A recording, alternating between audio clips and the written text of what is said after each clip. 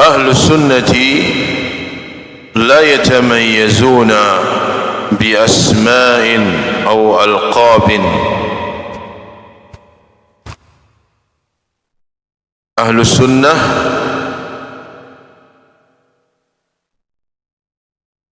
mereka tidak membedakan diri dengan nama-nama ataupun laqab-laqab atau julukan-julukan.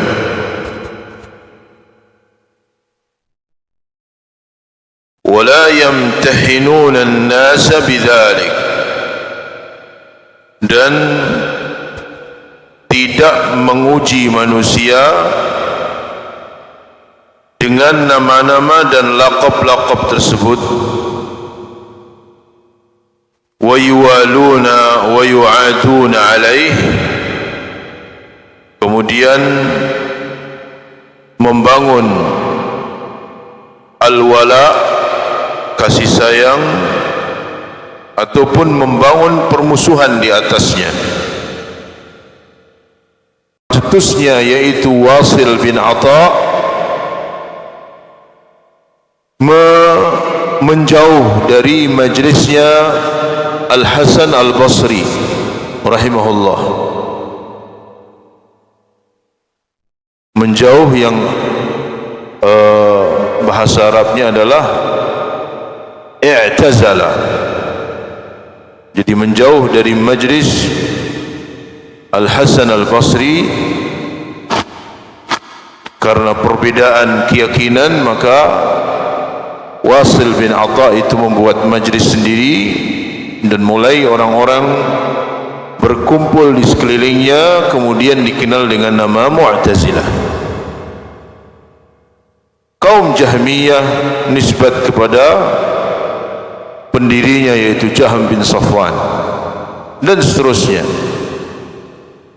Adapun Ahlus Sunnati wal Jamaah, mereka tidak menamakan kecuali dengan nama yang terdapat syariat penamaan atas penamaan tersebut. Mereka tidak membedakan diri dengan nama-nama tertentu, karena nama-nama itu tidak merubah hakikat. Jadi mereka tidak dikenal dengan nama-nama tertentu, tetapi mereka dikenal dengan nama As-Sunnah wal Jamaah. Mereka disebut sebagai Ahlus Sunnah wal Jamaah. Ahlus Sunnah karena mereka berpegang teguh dengan sunnah. Al-Jamaah karena mereka berkumpul di atas sunnah, bersatu di atas sunnah. Mereka disebut dengan At-Taifah Al-Mansurah, sebagaimana disebutkan dalam hadis Nabi SAW. Mereka juga disebut dengan Al-Firqatun Najiyah. Mereka menisbatkan diri kepada Salafus Salih, ya. Mereka menisbatkan diri kepada Salafus Salih dengan ya nisbat, sehingga disebut dengan Salafi, artinya yang mengikuti pemahaman para Salafus Salih rahimahumullahu jami'an. Adapun asma, nama-nama, dan alqab, laqab-laqab, julukan-julukan, maka itu akan menambah perpecahan di kalangan umat dan jauh dari petunjuk Nabi SAW. Karena nama-nama tersebut atau laqab-laqab tersebut akhirnya menjadi barometer atau ukuran atau mizan, timbangan di dalam membangun al-wala wal bara. Mereka akan berwala, berkasih sayang jika ternyata satu kelompok dengannya, dan mereka akan berbara atau berlepas diri, membangun permusuhan jika ternyata di luar dari kelompoknya. Ya, akhirnya menimbulkan al-asabiyah, ya, menimbulkan al-asabiyah atau sikap fanatik. Maka ahlu sunnah la yatasammawna illa bismil islam was sunnah wal jamaah. Qala ta'ala, Allah berfirman, wajahidu fillahi haqqa jihadihi huwa jtabakum wa ma ja'ala alaikum fid dini min haraj millata Ibrahim millata abikum Ibrahim huwa sammakumul muslimina min qablu wa fi hadha liyakuna ar-rasulu shahidan alaikum wa takunu syuhada'a 'alan nas. Yang mensyahid huwa sammakumul muslimin, dialah yang menamai kalian dengan al-muslimin. Qala ta'ala, Allah juga berfirman, wa man ahsanu qawlan mimman da'a ila Allah wa amila salihan wa qala innani minal muslimin. Dan siapa yang lebih baik perkataannya mimman da'a ila Allah, dari orang-orang yang mengajak kepada Allah, wa amila salihan wa qala innani minal muslimin, dan dia mengatakan innani minal muslimin. Wa qad su'ila al-Imam Malik rahimahullah, Imam Malik rahimahullah, beliau ditanya, man hum ahlus sunnah, siapakah ahlus sunnah? Faqala ahlus sunnati humul ladhina laysa lahum laqabun aw ismun yu'rafuna bihi siwa sunnah. Ahlus sunnah mereka adalah orang-orang yang tidak memiliki laqab, tidak memiliki julukan, tidak memiliki nama yang dengannya dia dikenal kecuali nama as-sunnah, kecuali nama as-sunnah. Maka mereka adalah ahlus sunnah wal jamaah. Penamaan al-muslimun pada zaman para sahabat ridwanullah alaihim jami'an, di mana Islam yang diamalkan oleh para sahabat ridwanullah alaihim jami'an sama dengan atau sesuai dengan apa yang dibawa oleh Nabi Muhammad sallallahu alaihi wasallam. Kemudian tatkala mulai bermunculan pemikiran-pemikiran yang menyimpang, bermunculan syubhat, bermunculan orang-orang yang mereka mengatakan muslim tetapi memiliki penyimpangan-penyimpangan, maka para ulama mereka membutuhkan untuk membedakan diri dengan nama sunnah atau ahlus sunnah, yang itu bukan nama yang diada-adakan, tetapi memang nama yang diambil dari nusus, dari dalil-dalil. Maka mereka adalah ahlus sunnah wal jamaah, mereka adalah ta'ifah al-mansurah, mereka adalah al-firqatun najiyah, mereka adalah as-salafiyun. Ya, orang-orang yang mengikuti para salafus salih dalam mereka beragama. Itu yang ke-11. Kemudian yang selanjutnya, mahabbatul ulama'i wan nushu wad du'a'u lahum wa ijlaluhum wa ta'addubu ma'ahum wa ihsanul dhanni bihim wal iltifafu hawlahum was sudur an ra'yihim.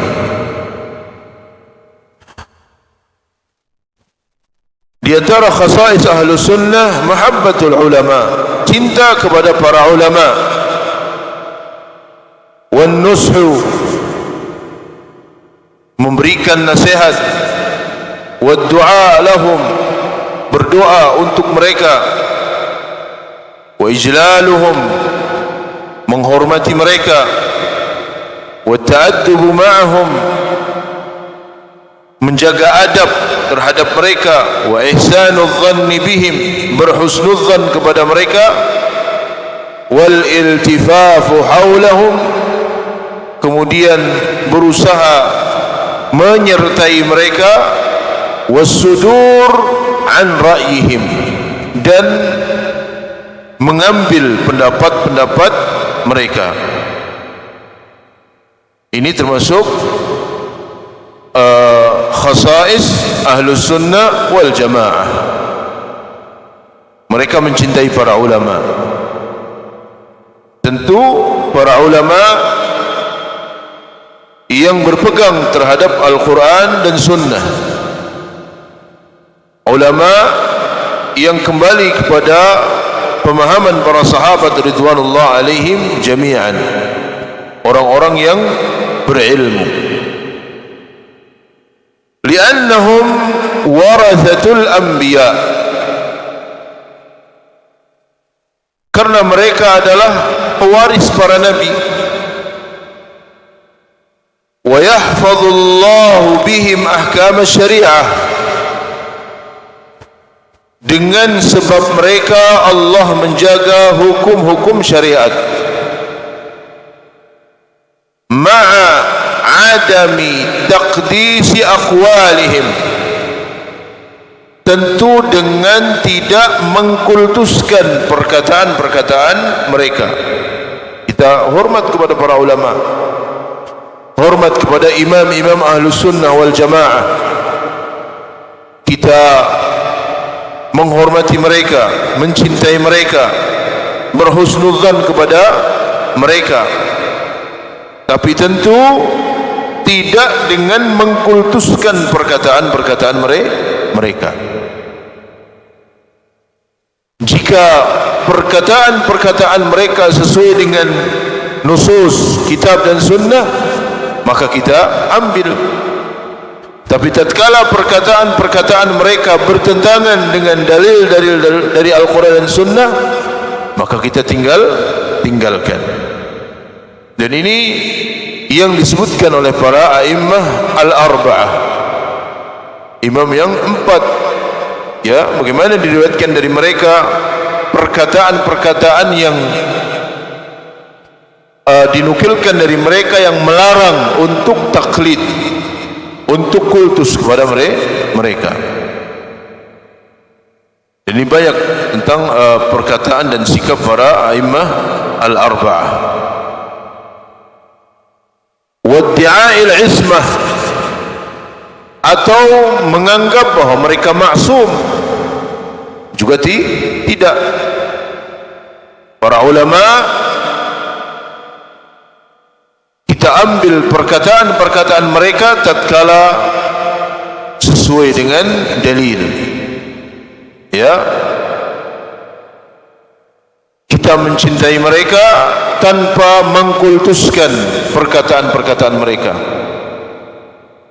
tanpa mempertentangkan dalil-dalil dari Al-Quran dan Sunnah dengan perkataan-perkataan ulama yang tadi sudah kita sebutkan, tanpa kita mengklaim bahawa mereka maksum, bebas dari kesalahan. Mereka manusia yang sangat mungkin untuk terjerumus ke dalam kesalahan. Wa taqdimi aqwalihim 'ala kitab was sunnah, tanpa mendahulukan perkataan mereka atas kitab dan sunnah, ya, tanpa mendahulukan perkataan-perkataan mereka atas kitab dan sunnah. Bagaimana tadi poin yang telah kita baca. Fakullun yu'khadhu min qawlihi wa yuraddu illa an-nabi sallallahu alaihi wasallam. Ini adalah sikap Ahlus Sunnah wal Jamaah, bahwa semua bisa diambil perkataannya, bisa ditolak perkataannya. Yang sesuai dengan dalil diambil, yang tidak sesuai dengan dalil ditinggalkan.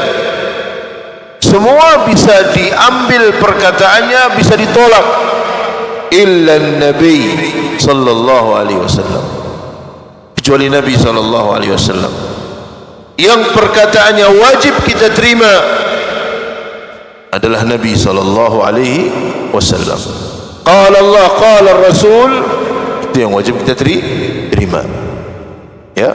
Adapun perkataan-perkataan yang lainnya, kata Imam Malik, kullun yu'khadhu wa yurad illa sahib hadzal qabr.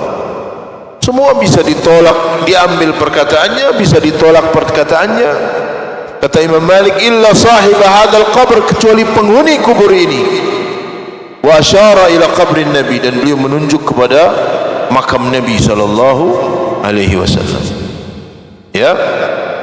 Jadi penghormatan kita kepada para ulama, kecintaan kita kepada para ulama, adab kita kepada para ulama, husnudzan kita kepada para ulama, tidak kemudian mensejajarkan mereka dengan qala Allah dan qala Rasul sallallahu alaihi wasallam. Ya. Kita tidak mengkultuskan perkataan mereka dan tidak mengklaim bahawa mereka maksum. Tidak ada yang maksum. Semua sangat mungkin untuk terjerumus ke dalam kesalahan. Makanya Imam Syafi'i rahimahullah, beliau mengatakan, jika engkau dapatkan idza khalafa qawli qawla Rasulillah, jika perkataanku bertentangan dengan sabda Nabi sallallahu alaihi wasallam, fadrib biqawli ardal haid, maka lemparlah perkataanku dan ambil hadis Nabi sallallahu alaihi wasallam. Mereka juga mengatakan, idza sahhal hadis fahuwa madhhabi, jika hadis itu sahih maka itu adalah madhabku. وثبت عن بقية الأئمة الأربعة قولهم بمعناه, dan juga diriwayatkan dari imam-imam yang lain, imam-imam yang empat, perkataan yang sama, ya, yang menggambarkan tentang prinsip Ahlus Sunnah wal Jamaah. Mereka tidak terikat dengan perkataan-perkataan manusia, dan mereka hanya terikat dengan qala Allah, qala Rasulullah, dan qala sahabah. Di dalam mereka beragama. Qala ta'ala an ahli al-kitab, Allah tabaraka wa ta'ala berfirman tentang ahli al-kitab, ittakhadhu ahbarahum wa ruhbanahum arbaban min dunillah والمسيح ابن مريم وما أمروا إلا ليعبدوا إلها واحدا لا إله إلا هو سبحانه عما يشركون. اتخذوا أحبارهم, mereka menjadikan ahbar, menjadikan ruhban sebagai rab-rab dari selain Allah. Ahbar jamak dari habr. Mereka adalah ulama'ul Yahud, ulama orang-orang Yahudi. Ruhban, ubadun Nasara, para ahli ibadah dari kalangan Nasrani. Mereka menjadikan ahbar dan ruhban arbaban min dunillah, rab-rab dari selain Allah. Wal Masih ibn Maryam, dan menjadikan Al-Masih ibn Maryam sebagai rab min dunillah. وَمَا أُمِرُوا إِلَّا لِيَعْبُدُوا إِلَهًا وَاحِدًا لَا إِلَهَ إِلَّا هُوَ سُبْحَانَهُ عَمَّا يُشْرِكُونَ. Adi bin Hatim radhiyallahu taala anhu ketika mendengar ayat ini, beliau berkata kepada Nabi sallallahu alaihi wasallam, wahai Rasulullah, kami tidak menyembah para pendeta kami. Kami tidak menyembah ulama kami. Maka Nabi SAW bersabda, bukankah ketika mereka menghalalkan yang haram kalian ikuti?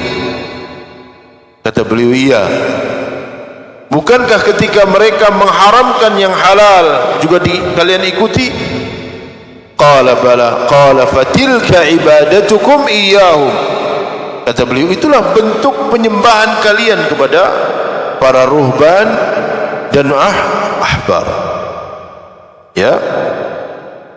Wa qala sallallahu alaihi wasallam, fadlul alimi 'ala al-'abidi ka fadli 'ala adnakum. Keutamaan orang yang alim atas orang yang abid seperti keutamaan diriku dibanding dengan orang yang paling rendah di antara kalian. Wal alimu huwa man urifa bi masyayikhihi wa aqranihi wa tullabihi ma' muwafaqatil kitab was sunnah wa hadi salafil ummah. Orang yang alim, orang yang diketahui gurunya, yang diketahui akrannya, sahabat-sahabatnya dan murid-muridnya. Tentu yang terpenting dia sesuai dengan Alkitab dan Sunnah wa hadi salafil ummah. Ya, maka itu adalah alim yang kita harus mencintai mereka, memberikan nasihat, ya, kemudian mendoakan mereka, menghormati mereka, beradab terhadap mereka, berhusnudzan, dan berusaha kumpul dengan mereka. Ya, berusaha kumpul dengan mereka. Karena ketika seseorang itu menjauh dari orang-orang yang berilmu, maka dia akan sangat mungkin untuk kemudian terkena syubhat dan dia tidak menyadari.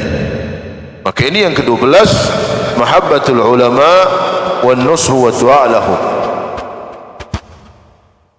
Kemudian yang ke-13, tarkul khusumati wal mujadalati fid din. Tarku al khusumat wal mujadalah fid din.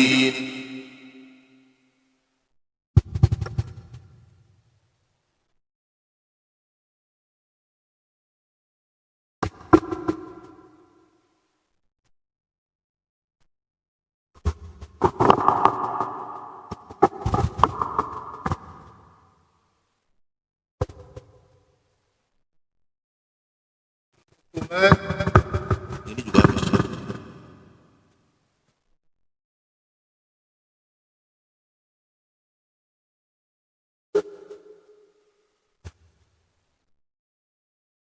Tarku al-khusumat wal mujadalah fid din wal mujadalat fid din.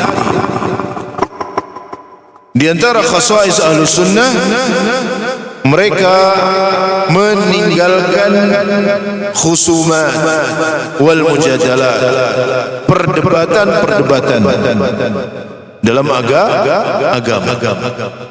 Ya, mereka tidak melakukan perdebatan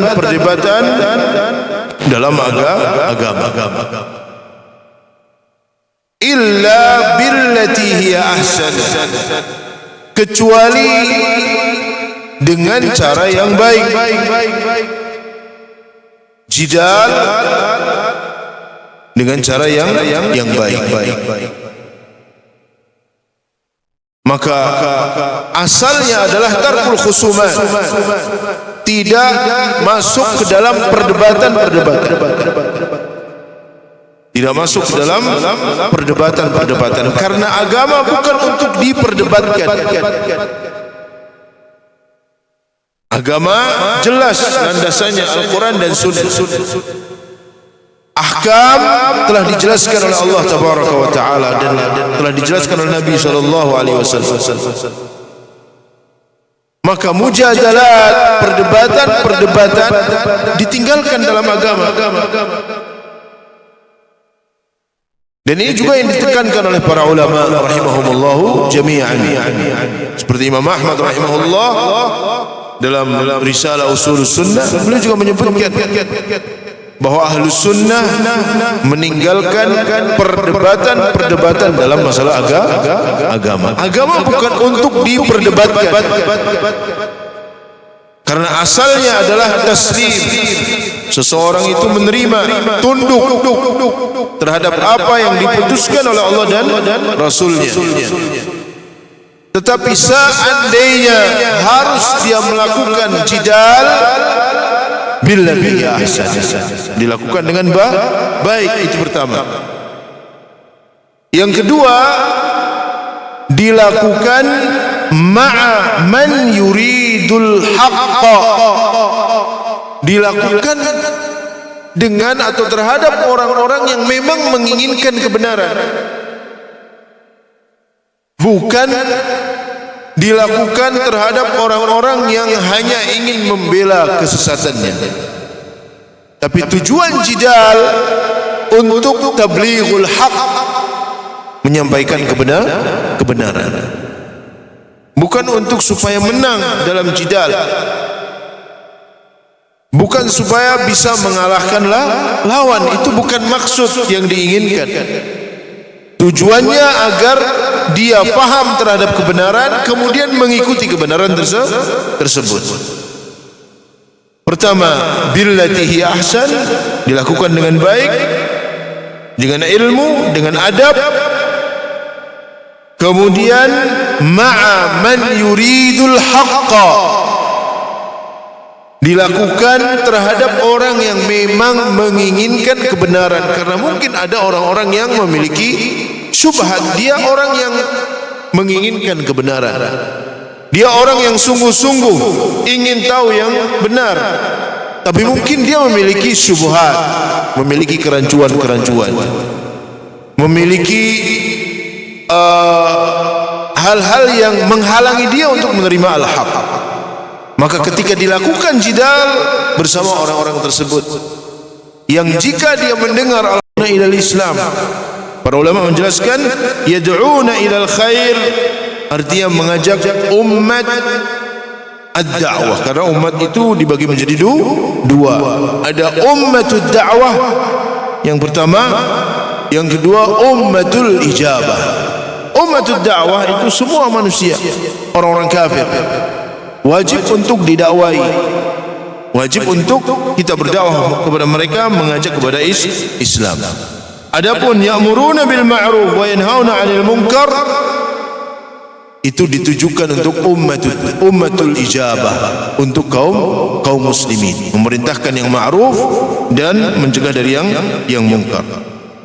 Kemudian Allah sebutkan wa ulaika humul muflihun, mereka lah orang-orang yang bahagia. Allah sifati dengan al-falah bagi orang-orang yang berdakwah. Wa qala ta'ala ballighu anni walau ayat, sampaikan dariku walaupun satu ayat. Ini adalah ciri ahlu sunnah dan menjadi khususiyah ahlu sunnah, bahawa mereka berdakwah ila Allah, berdakwah mengajak kepada Allah, bukan mengajak kepada dirinya, bukan mengajak kepada pendapatnya, bukan mengajak kepada kelompoknya, golongannya, tetapi ad-da'wah ila Allah, mengajak kepada Allah, mengajak kepada tauhid, melarang dari perbuatan syirik, mengajak kepada sunnah, melarang dari perbuatan bid'ah, mengajak kepada ketaatan, melarang dari perbuatan-perbuatan maksiat dan seterusnya. Dan dakwah itu adalah asyraful wadhifah, ya, tugas yang paling utama.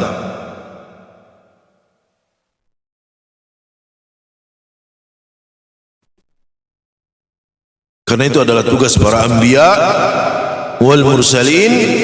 Tetapi dakwah ini harus dilaksanakan sesuai dengan manhaj para anbiya di dalam mereka berdakwah. Bagaimana Nabi SAW dalam berdakwah? Wa qala sallallahu alaihi wasallam, man ra'a minkum munkaran falyughayyirhu biyadihi. Siapa di antara kalian yang melihat kemungkaran, rubahlah dengan tangannya. Fa in lam yastati' fa bilisani, jika tidak mampu lakukan dengan lisannya. Fa in lam yastati' fa biqalbihi, jika tidak mampu lakukan dengan hatinya. Wa dzalika adhaful iman, dan itu adalah iman yang lemah. Rawahu Muslim. Ya, Nabi bersabda, man ra'a minkum munkaran, siapa di antara kalian yang melihat kemungkaran, falyughayyirhu, rubah dengan tangannya. Nabi SAW bersabda, falyughayyirhu biyadihi, rubahlah. Beliau tidak mengatakan hilangkan, tidak. Ya, tapi beliau mengatakan falyughayyirhu, rubah. Bukan menghilangkan. Tujuannya untuk mewujudkan masalih, kemaslahatan. Tujuannya untuk daf'il mafasid, menolak kerusakan-kerusakan. Itu diantaranya. Jika ternyata tidak mendatangkan maslahat, maka tidak dilaksanakan. Ya, atau justru akan mendatangkan mafasid, maka tidak dilaksanakan. Oleh karena itu ada dhabit, ada kaidah-kaidahnya yang dijelaskan oleh para ulama. Ya,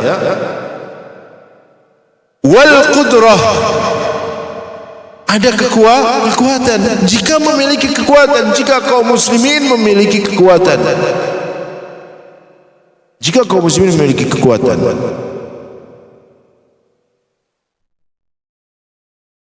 kemudian wa wuduhir rayah, kepemimpinan jihad yang jelas, dan rayatul jihad yang mengangkat itu adalah ulil amr, pemimpin. Bukan setiap orang mengangkat rayatul jihad, bukan perorangan, bukan kelompok fulan menyerukan jihad, si fulan menyerukan jihad, ulama fulan menyerukan jihad, tidak. Tapi yang menyerukan jihad waliul amr, pemimpin. Kalau zaman dahulu Nabi SAW, atau pada zaman Khulafa'ur Rasyidin, para khalifah, atau yang setelah mereka yang mengangkat rayatul jihad. Bukan sembarangan semua orang mengajak berjihad. Jihad harus terpenuhi syarat-syaratnya. Di samping memiliki kekuatan, dia juga harus berdiri di atas rayatul wadihah, panji jihad yang jelas, yang itu dipimpin oleh para pemimpin. Wa ghairiha min asy-syuruti wad-dhawabit, dan yang lainnya dari syarat-syarat dan ketentuan-ketentuan allati haddadaha al-ulama, yang telah ditentukan oleh para ulama rahimahumullahu jami'an. Nah, jika keluar dari dhabit ini, jika tidak terpenuhi syarat-syaratnya, kaum muslimin lemah, maka yang ada itu akan mendatangkan mafasid. Ya, dan antum bisa perhatikan. Ya, kita tidak mungkin akan kalau kita ngomong, kita bakal diserang sama orang banyak terkait dengan Gaza dan seterusnya.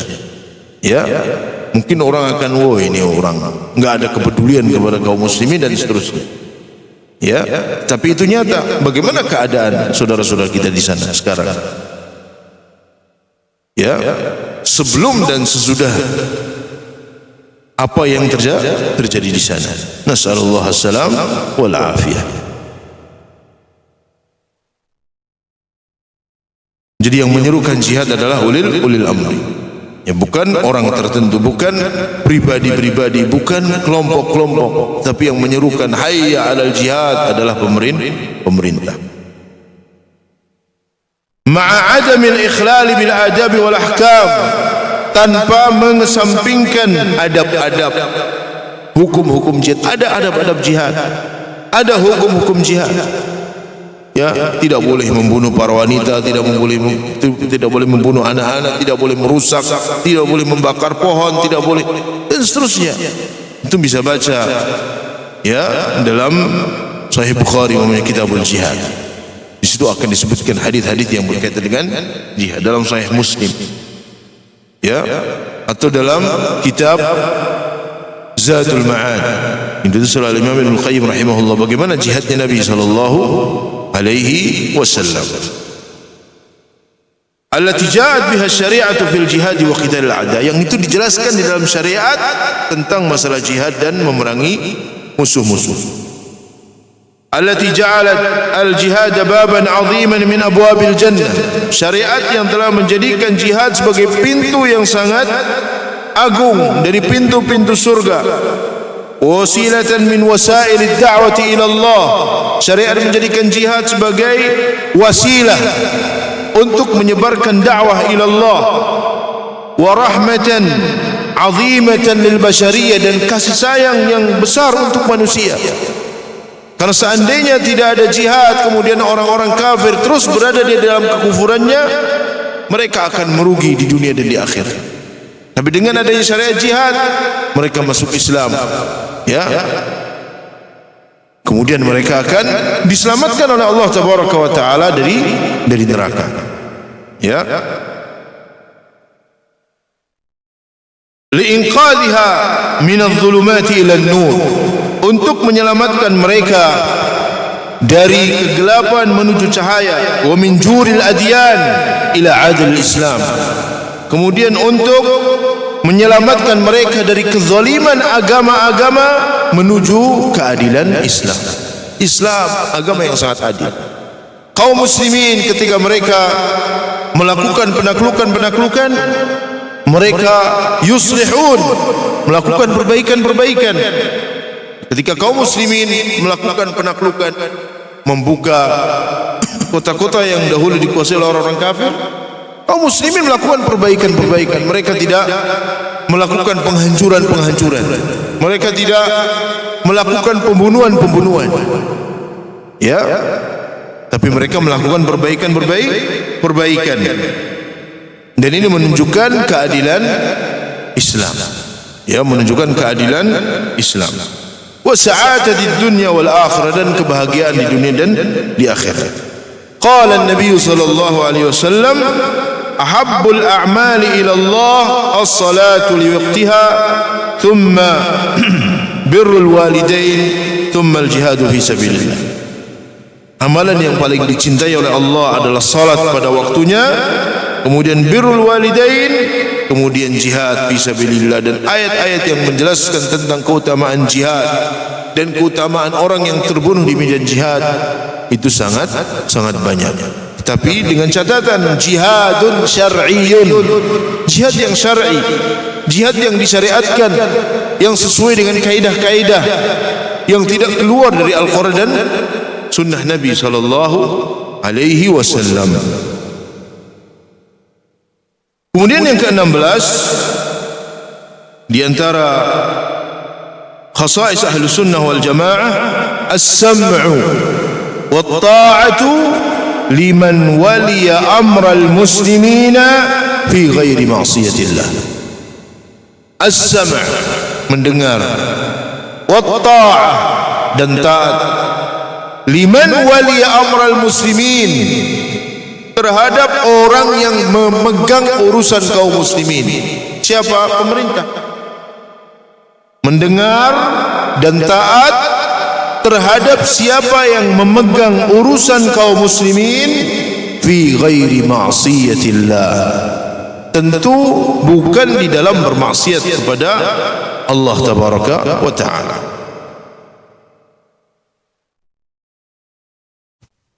Maka ini kewajiban, dan itu menjadi ciri Ahlus Sunnah wal Jamaah. Ahlus Sunnah wal Jamaah, mereka mendengar dan taat terhadap pemerintah, terhadap orang-orang yang memegang urusan kaum muslimin, ya, pemimpin yang disepakati oleh kaum muslimin, ya, yang telah disepakati oleh kaum muslimin. Maka mereka wajib mendengar dan taat. Dan ini perintah Allah Tabaraka wa Ta'ala. Ketaatan Ahlus Sunnah wal Jamaah kepada pemerintah bukan karena ketakutan kepada mereka, bukan karena menjilat mereka, tetapi karena ini adalah perintah dari Allah Tabaraka wa Ta'ala, perintah dari Nabi sallallahu alaihi wasallam, dan untuk mewujudkan kemaslahatan yang besar dengan mendengar dan taat kepada mereka, tetapi fi ghairi ma'siyatillah. Wassalatu khalfahum, salat di belakang mereka. Ya, artinya melaksanakan salat-salat bersama mereka. Berarti salat Id, salat Jumaah bersama mereka. Wa daf'u zakat ilaihim, membayar zakat kepada mereka. Ya, membayar zakat kepada mereka jika mereka menarik zakat. Wal jihad ma'ahum, berperang bersama mereka. Wan nushu, memberikan nasihat. Wad du'a, berdoa, mendoakan kebaikan untuk mereka. Ini semuanya hak-hak pemimpin. Ya. Wa adamul khuruj alaihim, tidak memberontak kepada mereka.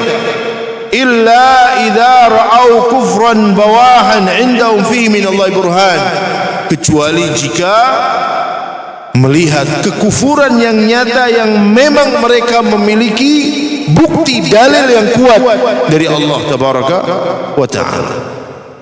Ya. Jadi itu adalah kewajiban seorang muslim. Ya, mereka wajib taat, wajib mendengar, wajib taat terhadap orang-orang yang memegang urusan kaum muslimin, termasuk juga salat di belakang mereka, berjihad bersama mereka, tidak melakukan pemberontakan, memberikan nasihat dengan cara yang diajarkan oleh Nabi sallallahu alaihi wasallam. Nabi bersabda, "Man kana lahu nasihah li sultan fala yubdihi alaniyatan." Siapa yang ingin memberikan nasihat kepada pemimpin, jangan digembar-gemborkan. Fala yubdihi alaniyatan. Wal ya'khudh bi yadihi, ambil tangannya bukan antum harus ke sana, enggak.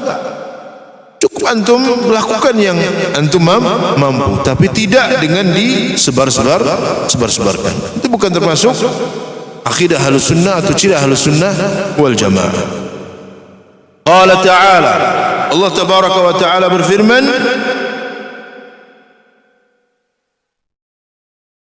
Ya ayyuhalladzina amanu atii'u Allah wa atii'ur rasul wa ulil amri minkum fa in tanaza'tum fi syai' farudduhu ila Allah wa rasul in kuntum tu'minuna billahi wal yawmil akhir dzalika khairu wa ahsanu ta'wila.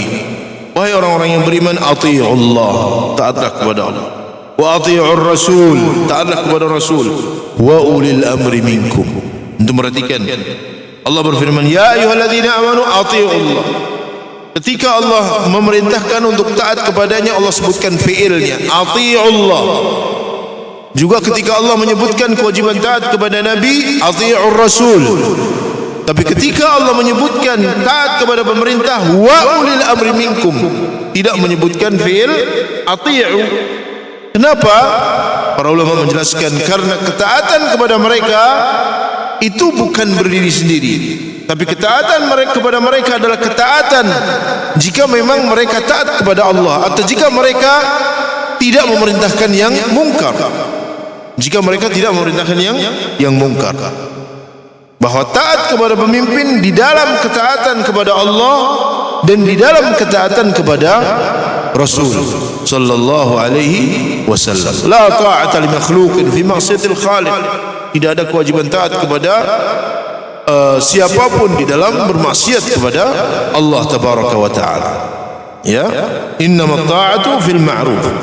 Tetapi banyak hadis-hadis yang menjelaskan tentang masalah kewajiban taat kepada pemerintah kepada pemimpin. Allah berfirman, innallaha ya'murukum an tu'addul amanat ila ahliha. Ayat sebelum ini, ya, ayat sebelum surat An-Nisa, ayat yang sebelumnya, sebelum ayat 59. Sesungguhnya Allah tabaraka wa taala memerintahkan kalian untuk kalian melaksanakan amanah. Untuk adul amanat ila ahliha, menyampaikan amanat kepada pemiliknya. Wa idza hakamtum bainan nasi an tahkumu bil adl. Jika kalian menghukumi di antara manusia, hendaklah menghukumi dengan keadilan. Para ulama menjelaskan bahwa ayat ini menjelaskan kepada kita bahwa menunaikan amanah bagi para pemimpin itu lebih dikuatkan. Ya, artinya perintah bagi pemimpin untuk menunaikan amanah itu lebih besar. karena mereka memiliki kewajiban dan tanggung jawab yang besar. Kemudian para ulama juga menjelaskan, ya, innallaha ya'murukum an tu'addul amanat ila ahliha wa idza hakamtum bainan nasi an tahkumu bil 'adl. Mereka menjelaskan bahwa pemimpin memiliki hak, rakyat juga memiliki hak. Ya, pemimpin memiliki hak yang harus ditunaikan oleh rakyat. Rakyat juga memiliki hak yang harus ditunaikan oleh pemimpin. Maka harus ada tawazun, harus ada keseimbangan. Tidak boleh kita menuntut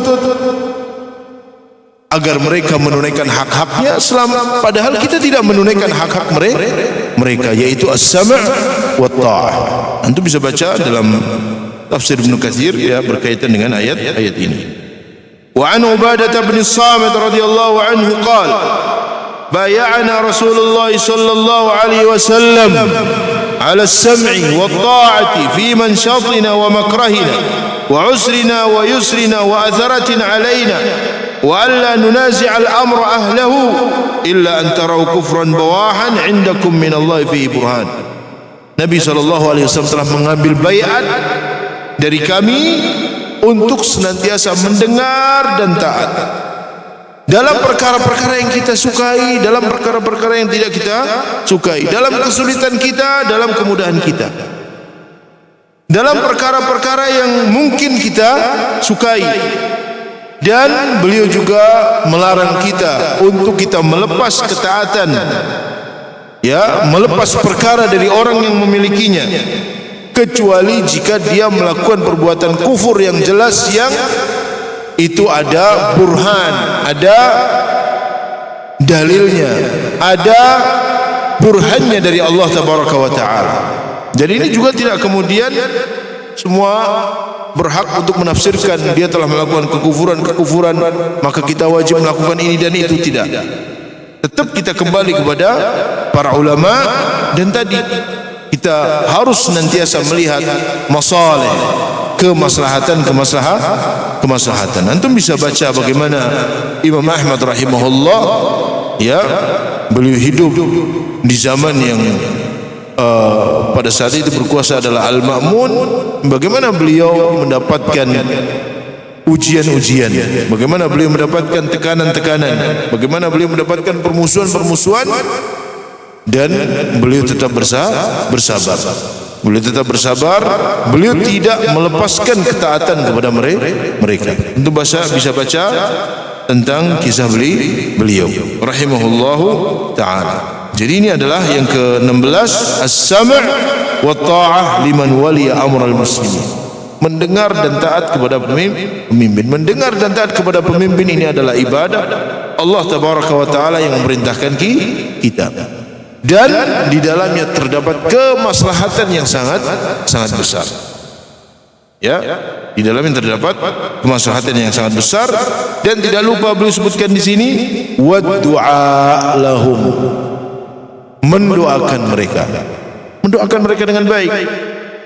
Man da'a lis-sultan fahuwa sahibus sunnah. Siapa yang mendoakan pemimpin dengan baik, maka dia ahlus sunnah.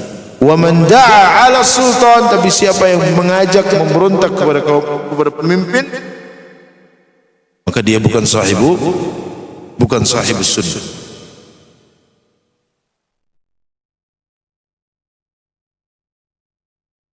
Maka sebagaimana yang dikatakan oleh Fudail, ya, "Lau kanat li da'watun mustajabah lawajjahtuha lis-sultan." Seandainya aku tahu ada doaku yang secara khusus diijabahi oleh Allah, aku akan berikan doa itu untuk pemimpin. Kita doakan pemimpin kita dengan kebaikan, dan itu adalah termasuk akidah dan khasais ahlus sunnah wal jamaah. Wallahu a'lam bissawab. Insyaallah nanti dilanjutkan oleh Ustaz Alif insyaallah.